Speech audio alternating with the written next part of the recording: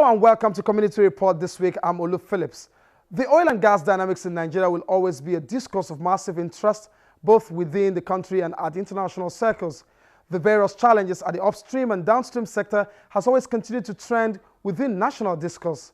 Therefore, it's no more news that the national refineries are constantly burdened with issues with the implication of a spillover effect of distribution of petroleum products from one part of the country to another. Today, about 60% of our daily requirement is largely imported, and by implication, the petroleum products have to be moved from Lagos, where most vessels berth, to other parts of the country.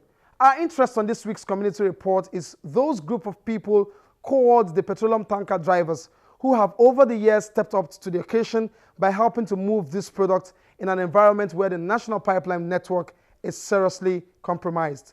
Let us get to meet them, their work, their joy, and of course, pains. Stay tuned.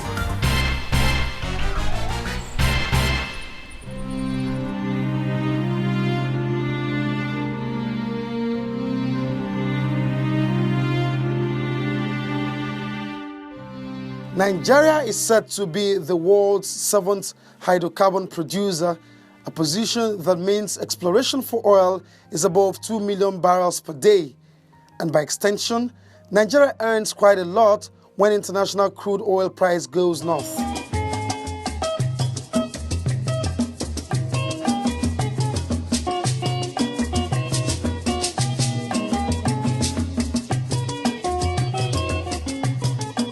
Over the years and up to recently, the country's foreign exchange earnings are largely derived from the sale of crude.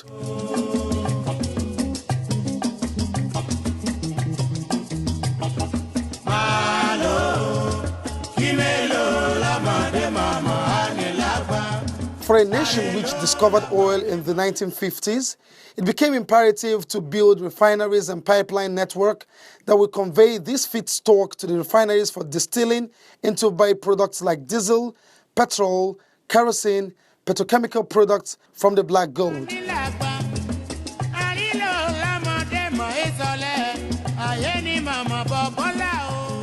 Soon, trouble came along the entire management system of the natural resource. Refineries became bogged down consistently with issues of breakdown and maintenance. The integrity of pipelines became suspect owing to a menace regarded popularly as pipeline vandalism. Capacity to refine in-country began to shrink, and of course, all these were stretched further with population bursts.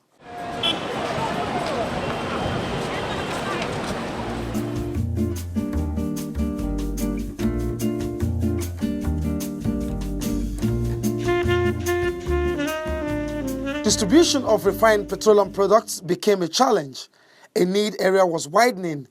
Then came along some folks who have now grown and qualified as a community of haulers to move the products from one part of the country to another.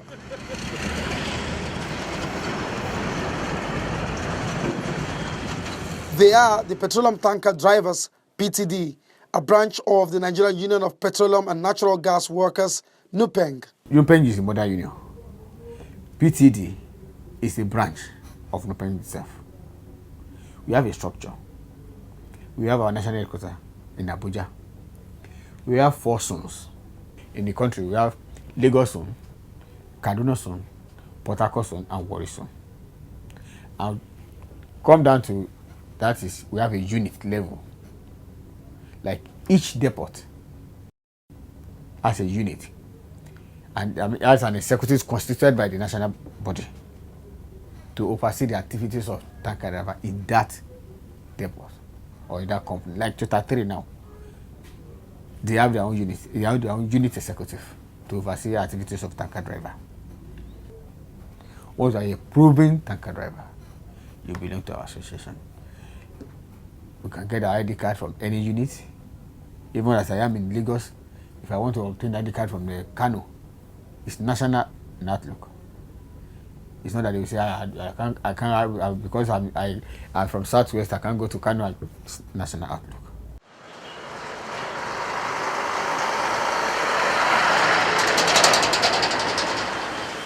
Love them, hate them, these guys are responsible for the movement through the cities, towns, villages, crisscrossing states, carrying an essential commodity of our daily life demands for a country set to consume between 35 million to 40 million liters of petrol besides other fuel types.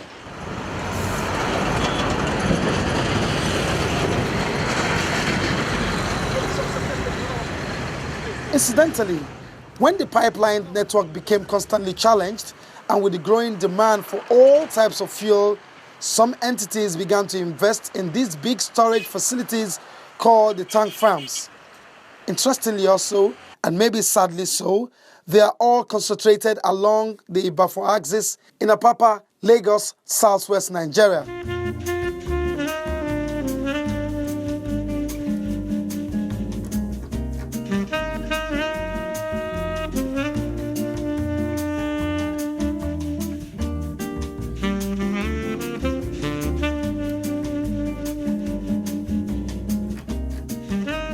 It then meant that these haulers had to come from far and near to move the product. Basically, our own is just to pick available products and distribute. It makes everybody to move around. The day there's no fuel, or the day the tanker is not moved, there's crisis. So that's why how important the sector is. And if distribution has fallen squarely on their services and the gap they plug, it just follows logically that employment of persons directly is being generated by these truckers' community. Tanker driver, or a driver is in an informal sector of any profession. Just like I want to go and learn mechanic, I want to go and learn weather, I want to go and learn photographer. You have to follow a professional tanker driver for quite sometimes. Probably at least I would say minimum of 5 or 6 years. Minimum. When you follow somebody and the person drive for you follow somebody for about 6 years, even if you go to secondary school, it's the range of that about that period. Even if it's university, see the range of that period. Any serious person that say you want to learn a trade should be able to get it effectively for 6 years. So after 6 years, begins to move a truck a bit, and when he's satisfied that he can drive, then we have a school. Most of, especially the major marketer, have a driving school. But we go there for a test for them to satisfy if yes, he can drive, before they could not give him a truck to drive.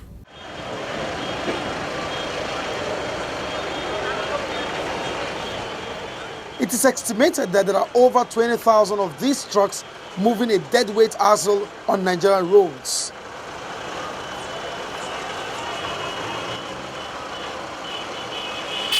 It may have been an all-comers affair from onset. Their leadership, however, tell us how well they have managed the entire process to have created a vibrant association that accounts for every single truck you see on the road. We have a national chairman. The headquarters is in Abuja. We are under NOPEC. So from there we have 4 zones: Lagos, Port Harcourt, Kaduna, and Warri. They have national chairman and executives. Okay. Just like national body has national chairman and executives. So that council to have chairman and executives. That's it. Now come down to the unit. Unit have chairman and executive. If every depot that have a unit, it makes it easier to monitor the activities of tanker driver. It makes it easier to detect if there's any problem anywhere. It makes it easier for people to move if there's any issue or challenges anywhere. And it makes it easier to mobilize to people. There are over 5,000 meters of pipeline lying across the country. For instance, when vessels with petroleum products berth in Lagos, which is where most of them arrive, it is received at the government storage facility Atlas Cove, from where lines have been connected and travels all the way to Mosimi in the outskirts of Lagos, then to Ilorin, from where they are hauled to other parts of the country. That network is called the System's 2B line. Whenever there is a rupture, the work demand for the haulers increase.